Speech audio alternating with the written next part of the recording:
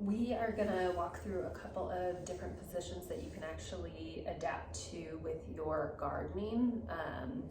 This actually ties into a lot of stuff that you do on the floor anyways, but a lot of times when gardening season is upon us, we get a lot of patients with lower back issues because you're sitting in these weird positions, digging into the boxes, doing weeding, that kind of stuff. So one of the things, you can probably get a fancy gardening chair, but basically if we like to recommend just a yoga block that you can kind of easily move around the garden.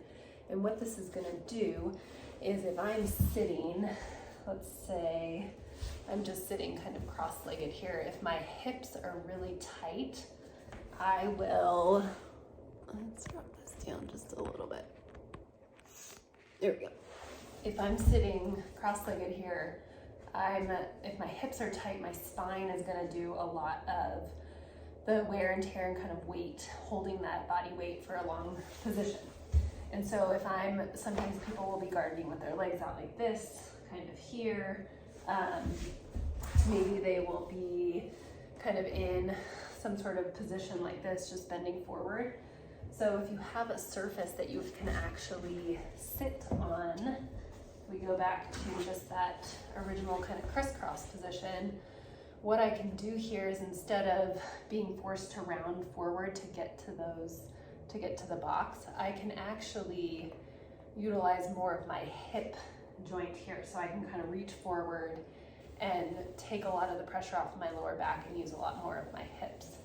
So I can be here, I can still have my legs out to the side and be in a better position coming forward. Also getting a ton of really good hip mobility being in these positions. I can come into a 90-90 type position to get a little bit of hip flexibility, switching to doing both sides like this. And then another position is, sometimes it's nice to be on your knees here for a little bit, and so I can slide the yoga block maybe on the middle height here and be able to kind of rest here and bend forward versus hanging out that way.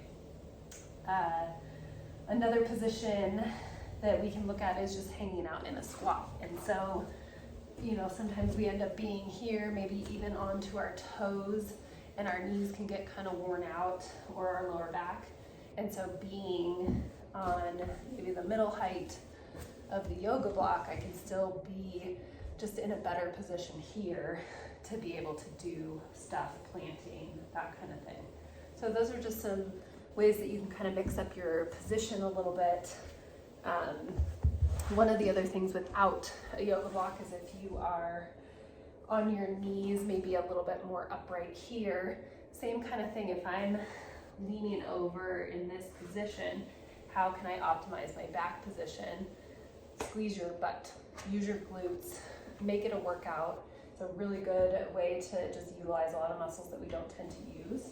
And so as you're coming forward, this is a really good exercise. This is really hard to maintain.